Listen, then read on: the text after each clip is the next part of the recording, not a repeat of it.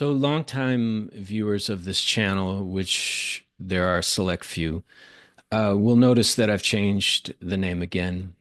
Just going to go with my name, put my signature on it.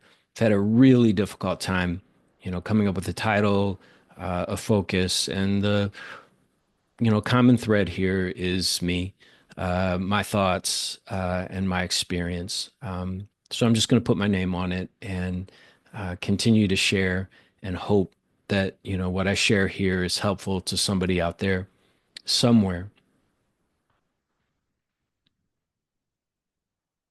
Right now, in this moment, I am acutely aware that by sharing this video, I am part of the problem that I'm pointing to in this episode.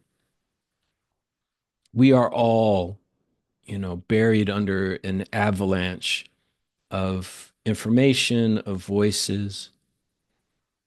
Um, Everybody that we're getting that information from, every voice that we're listening to wants our trust. And of course, I'm no different in that regard. And part of what's happening now is that complexity, that avalanche of information and voices is being weaponized against us because we've lost common ground and we've lost common facts. My personal opinion is that President Trump is a conscious and willing agent of the Russians. I believe the Steele dossier, if you forget what that was a dossier that was compiled by an ex-British spy named Christopher Steele. He was doing opposition research for the Democrats on Trump running up to the 2016 election. And what he found was so disturbing that he felt compelled out of professional ethics to share that with the US government. Now, the Steele dossier was supposed to remain private. It was supposed to remain, um, classified. But BuzzFeed got a copy and they made it public. And that's where the P tape allegation comes from.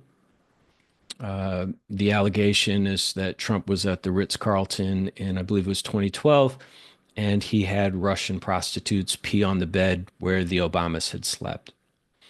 And if that's true, that would be damning. Even at this very late date, with everything that Trump has gotten away with, a video of him having Russians pee on the bed where the Obamas slept would still be devastating to him and may, in and of itself, be sufficient for the Russians to use that as, the final ace in the hole. You do what we say, or we ruin you. I believe that. I have yet to have anybody come up with anything that debunks that. And one of the real frustrations that I have with people is that everybody distances themselves from that. Even the most strident anti-Trump voices out there, when it comes up, they'll still keep that at arm's length. And I think, honestly, that that's just base vanity, that nobody wants to be associated with that. And that then plays directly into Trump's favor. This is Christopher Steele's book. This is his memoir, and it was released just last October. And if you read it, you may find what I found, which is that Christopher Steele reads as eminently trustworthy. He was one of Britain's top spies. He was in the Soviet Union for the last 3 years, running up to its collapse. He read Tolstoy in the original Russian. And yes, he was paid his professional fee to compile that report. But that's a pittance compared to the personal and professional price that he paid for sharing that information with our government. And so when you read it, you are given two choices. You can believe Christopher Steele, or you can believe Trump. You can believe a highly regarded top spy for our strongest ally, a family man whose means and methods, he left the intelligence services for Britain, opened up his own private intelligence firm.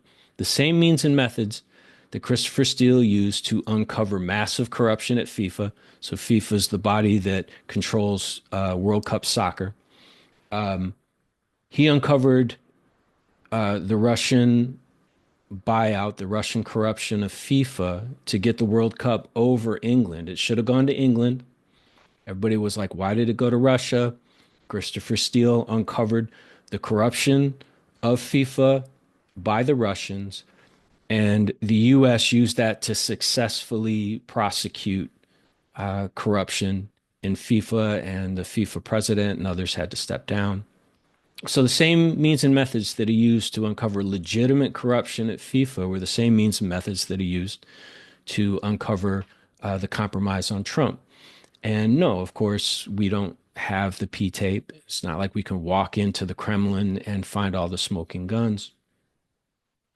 But that dossier released 8 years ago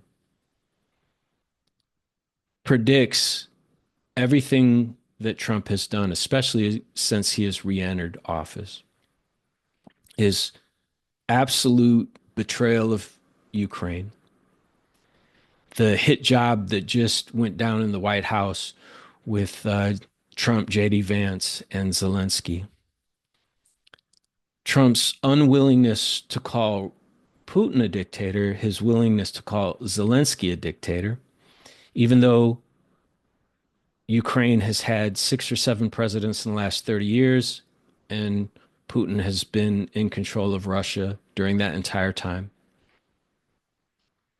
Even though we all watched, the whole world watched Putin jail, poison, jail, and then kill his only political rival, right? Zelensky's the dictator. They need elections in Ukraine, but we're just going to ignore that Putin's the real dictator and that he murders all of his political opponents. So that's the lens through which I watch current events. And not only have the Russians co opted the president of the United States, they've co opted the entire Republican Party. Furthermore, they've co opted probably thousands of what are supposed to be independent journalistic and political voices in America. So I'm going to do my best here just to connect the dots for you and to give you some, to bring receipts and to show you why I believe that what explains everything going on right now in American politics is a complete and total buyout of the Republican Party and the alt left in America to control the informational sphere in America.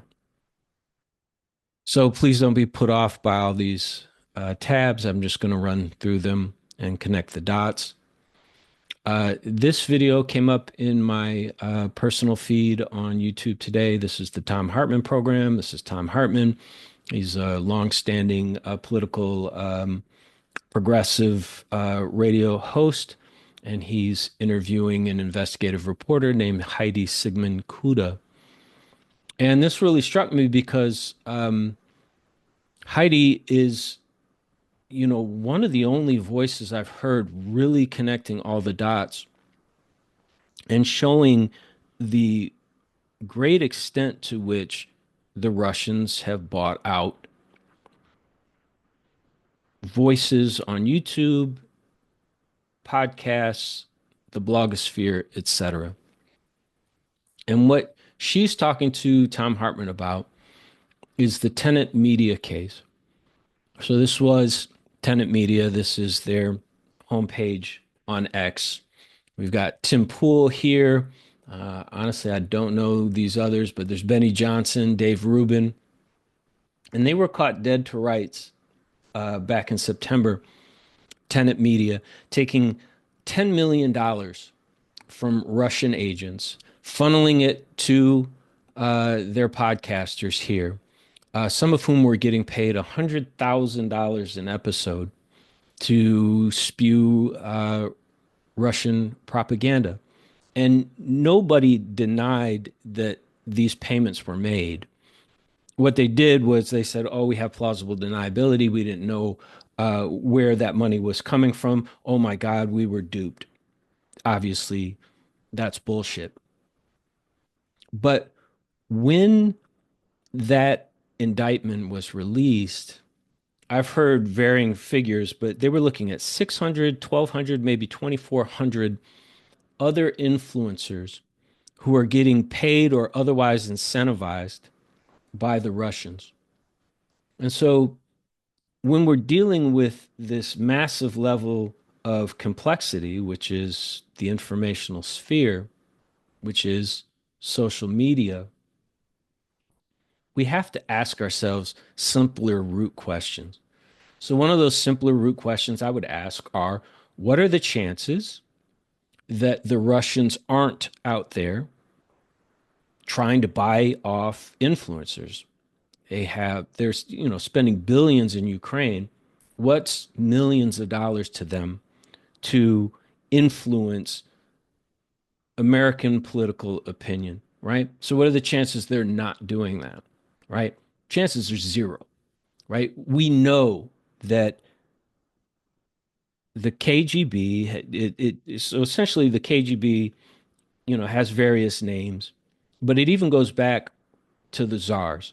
The Russians have always had an intelligence service. It's how they manage their empire. And the thing that's remained steady in the history of Russia over the last several hundred years is the Kremlin and is this intelligence, secret police service that they've had that worked for the czars and then became the KGB, and then after the fall of the Soviet Union became the FSB and other names. But you can just call it the KGB, or you can just call it the Kremlin. And so that is the entity that we're all up against right now, this very moment. That is the entity that is responsible for getting Trump into the White House in 2016 and getting Trump into the White House in 2024. And people, for some reason, are immune to that idea. They think, oh, it was just a couple $100,000 that were spent on some Facebook ads, like whatever. Well, first off, aren't we all supposed to be concerned about dark money and super PACs? And we're not concerned about the most evil empire on the planet, an empire that just fed 1 million people in Ukraine on both sides into the meat grinder, is killed or maimed 1 million people in 3 years, has kidnapped over 30,000 Ukrainian children and trafficked them back to Russia, intentionally bombs maternity wards. They intentionally bombed the largest children's hospital in Ukraine last July. Right? Are we supposed to believe that they won't do everything that they can do to influence us? And how would they do that? Well, you have this new media landscape. And again, you have all these people with a microphone and a video camera, and they want you to trust them, right? They're the voices of the people. But how easy might it be to buy those voices out or to otherwise influence them? And here we had in September, Tenet Media being caught dead to rights, taking $10 million from the Russians.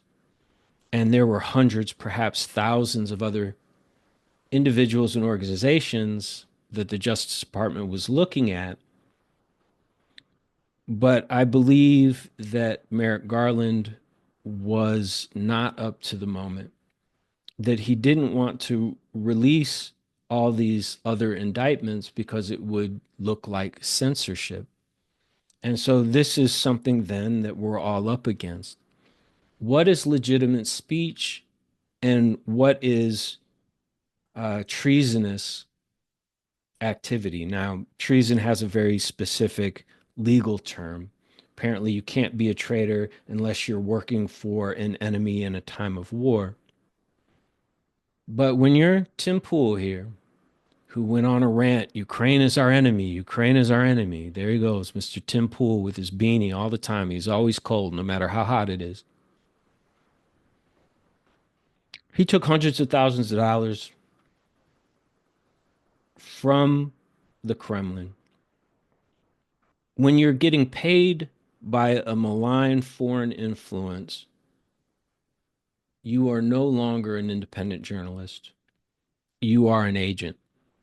And so there's Mr. Tim Pool, Russian agent, doesn't care that the money that he's taking is coming from a regime that intentionally kidnaps and traffics kids. Just go to Wikipedia 2024 Tenant Media Investigation. And so this is just a drop in the bucket. And this woman here, Heidi Sigmund Kuda, is one of the few voices that I've seen or heard that is connecting all of the dots, that is showing the depth and breadth to which the Russians have bought out influencers to alter the American political space. This is how deep it gets. And this is what's difficult for me, but because it's so complex and because I just have a hard time organizing it in the way that, it should be organized if I had better YouTube chops. But she, at one point, talks about Russia Today. So Russia Today they used to have channels on, cable TV. Russia Today was a news outlet that 10, 15 years ago, presented itself as independent Russian television. And what they did was they bought, well, didn't buy, but they had paid contributors from America on. The point is, here's Tom Hartman, and I've been listening to Tom Hartman a lot again recently because he's, I believe, on the right side at this point, vis-a-vis Ukraine, vis-a-vis Russian corruption of American politics. But she brings up RT, Russia Today at one point, and I noticed a hitch in Tom Hartman's response. And so I Googled Tom Hartman and Russia Today, and here you go. Tom Hartman, America's #1 progressive radio show host and New York Times bestselling author of over 20 books. Tom Hartman is also the host of The Big Picture, a daily political show on RT. So back in 2012, I think up to 2013, is the latest, that I was able to find Tom Hartman on Russia Today. Even Tom Hartman was taking money from the Russians. He probably thought it was okay at that time. This is part of the opening of Russia, and the Russians have, some slice of the truth too. And as a progressive radio talk show host who leans left, maybe he saw a home with a former communist country. But even Tom Hartman was taking money from the Russians. Russia Today now is completely outed as a direct arm of the Kremlin. And Here he's got a blog post. Is it time to do away with Homeland Security? Well, now we're seeing how many strings the Russians have and how they can incentivize narratives that work in their favor. Because what's Elon Musk doing right now, but going in and completely dismantling all of these government agencies that need Americans to criticize them, but it's one of those things where it's so easy to criticize America that we can lose sight of the fact that these other nations and other forces out there that it's not safe to criticize. There becomes this false equivalency. There becomes so much, narrative and media around the problems with America that it's easy for a much worse force than to use that to weaken America. And then here we are. The Russians are in the White House. And so here's even Tom Hartman, doing the bidding of the Kremlin unwittingly. And here he is quoting the Guardian's Glenn Greenwald. And this is how difficult, how deep, and how complex it becomes. So Glenn Greenwald was a voice on the left. He was instrumental in releasing the Snowden documents, the Snowden leak. But here I have a book that I'm reading right now by Ewan Higgins. It's called Owned: How Tech Billionaires on the Right Bought the Loudest Voices on the Left. And who's he talking about? He's talking about Glenn Greenwald. Glenn Greenwald, who used to be up against these voices, used to be up against um,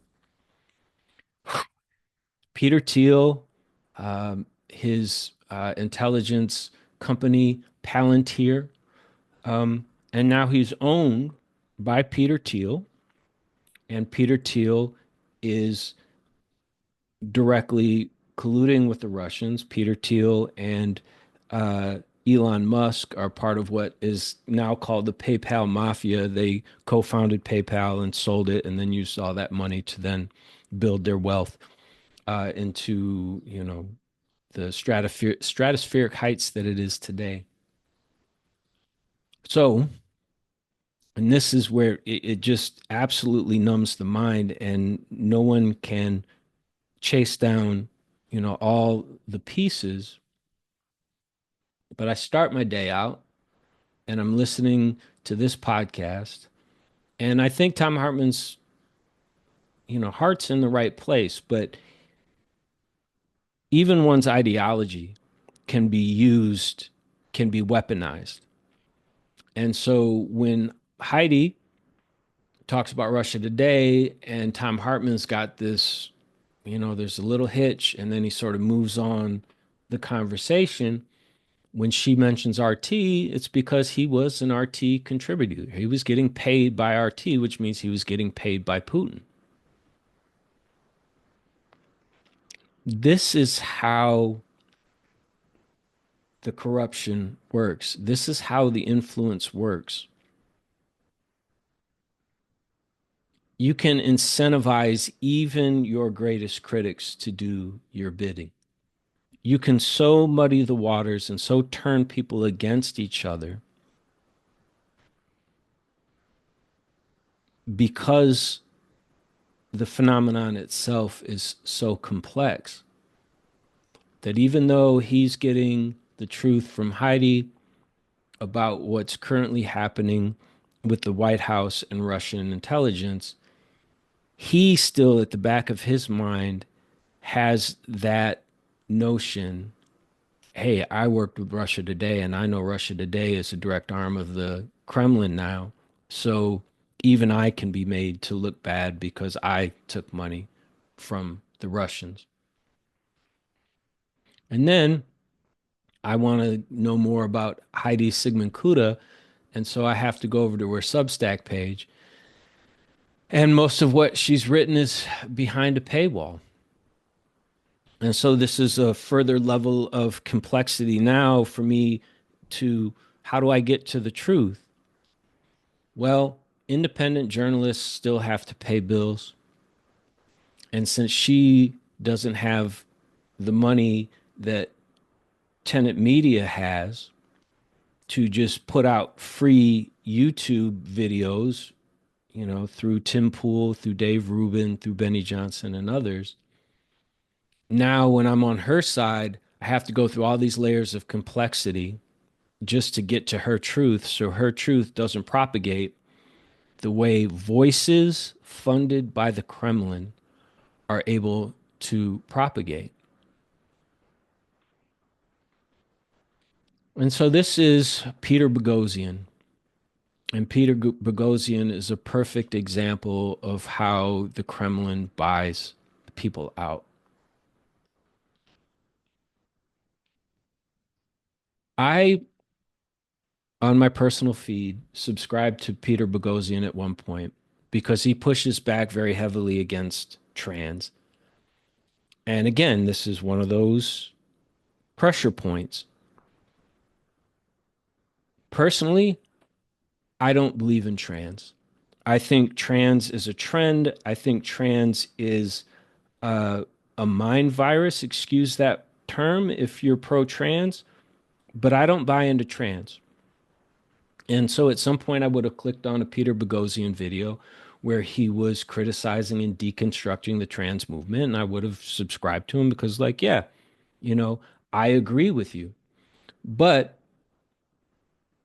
the day after the election, I'm driving around with YouTube on, and this video comes up, and I'm listening to Peter Boghossian give his reaction to Trump's win, his very, pro-Trump, the woke left has got its comeuppance view, and he was so vitriolic about it that I had to dig deeper. And so when I go and look at the video, if you're listening to this and you're not watching it, it's a really nice stage. It's all white people on the stage. There's an American flag in the background. The woman who's asking the questions has an American accent. Peter Boghossian is an American. It all looks very American, but it's the Danube Institute. And Peter Boghossian gets really vitriolic. He basically calls the West, the left, a rabid dog. And if you get the rabid dog in a corner, are they going to back down? No, they're going to get even more vicious. And it was just so overboard that the alarm bells went off. So I looked up the Danube Institute, and the Danube Institute is a think tank in Hungary. Well, several problems with that come up for me right off the bat. What's Peter Boghossian doing in Budapest, Hungary, the day after the election, speaking in front of an American flag to an American host in Budapest, Hungary, when Budapest, Hungary is under the control of Viktor Orban, who is an autocrat, who is in bed with the Russians, who does everything he can do to block aid to Ukraine, who is slowly turning his country back into an autocracy. Well, the Danube Institute is a think tank, and guess who the Danube Institute has signed a cooperation agreement with? The Heritage Foundation and Danube Institute sign a landmark cooperation agreement. So there's CPAC.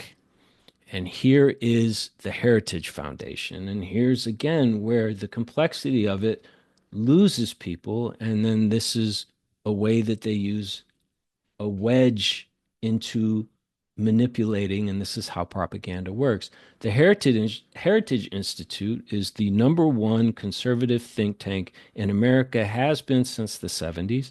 These are the people that brought you George W. Bush, they brought you the Iraq War, and they are the authors behind Project 2025, which we're watching roll out at lightning speed. They have signed a cooperation agreement with the Danube Institute in Hungary, which is directly aligned with the Kremlin. And this is how large the buyout is. The Kremlin has completely bought out, right? The Republican Party is in Hungary. They're doing an incredible amount of their business, of their symposiums, of their workshops, of their speeches from Hungary. You only do that if you have behind closed doors aligned yourself with the Kremlin.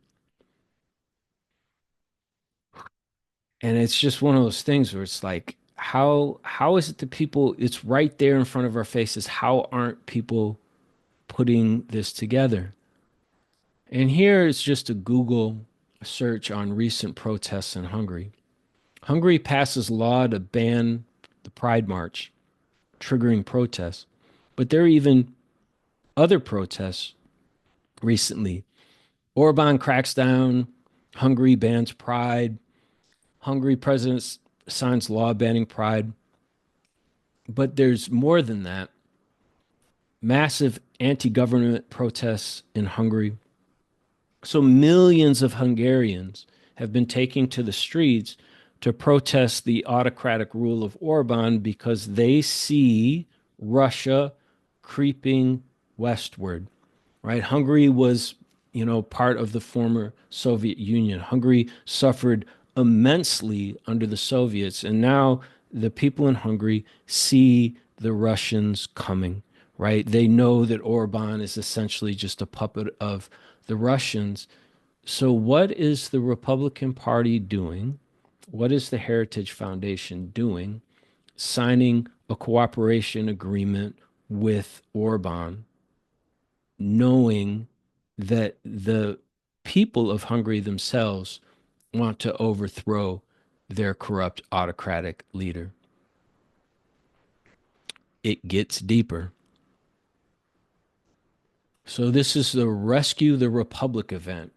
It got kind of widely laughed at on the left, but this was this man. I mean, it's all right here. They're in boats like when Washington crossed, I believe it was the Delaware. You've got Trump looking like Washington, apparently. You've got Elon Musk. You've got Russell Brand at the head of the boat. There you got Brett Weinstein. I believe that's Tulsi Gabbard. And so this was this big MAGA right, AstroTurf event in Washington on the 29th of September to rally the troops to rescue the Republic. And everybody here is getting paid off by the Russians, or everybody here is getting paid off by Elon Musk and Peter Thiel. So this is Brett Weinstein. That might be his brother Eric Weinstein next to him, but I can't make that out. But Brett Weinstein has been sowing disinformation through his podcast. And again, Brett Weinstein, another one of these guys back in the day, I used to listen to his podcast before I was fine. Brett Weinstein was actually the first podcast that I ever unsubscribed to because he was going down all these really dangerous rabbit holes with COVID. But his brother Eric Weinstein, who is also all over the podcast sphere, runs Peter Thiel's investment firm. And so you've got, you know, billions and billions of dollars in Elon Musk, billions of dollars in Peter Thiel. Elon Musk has been in regular phone conversations directly with Putin since the invasion of Ukraine. And what's he talking about? Is he talking to Putin about, ways that he could prosecute the war in a more humane fashion? Is he asking Putin to stop bombing children's hospitals, stop kidnapping children, stop using dumb Iranian drones to just blow up apartment complexes? Or are they orchestrating the collapse of American democracy. I'm arguing the latter. And here's the flyer for the Rescue the Republic event. And who do we have down here? Matt Taibbi. So Matt Taibbi used to be a very respected journalist on the left, but even he's been bought out, and it's in this book, Owned.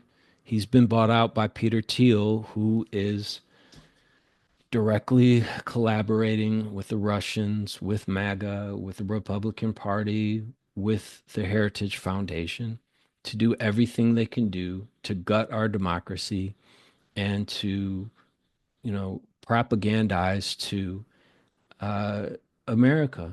And if this is all very disorganized, my apologies. I can only do what I can do.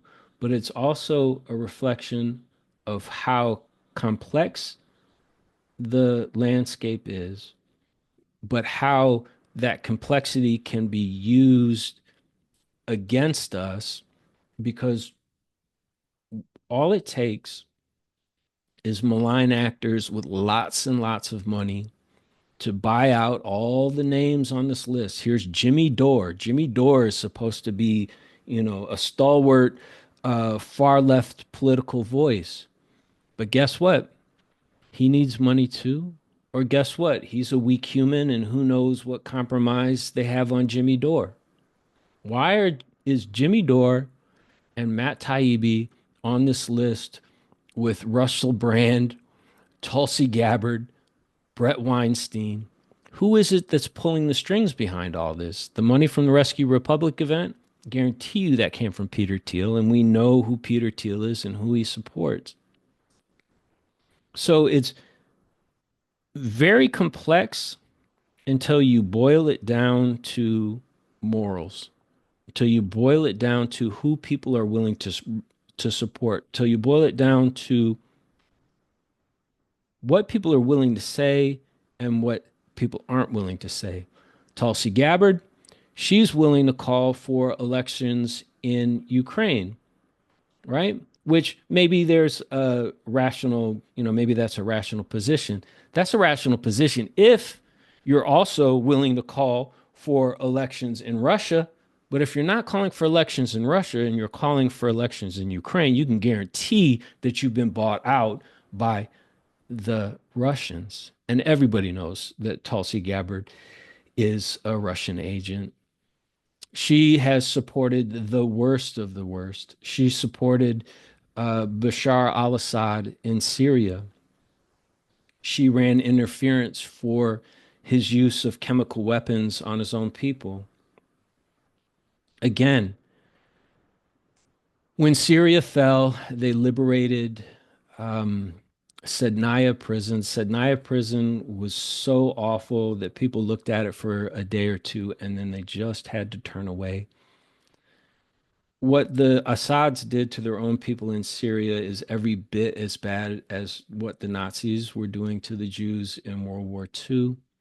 Assad fled to Syria.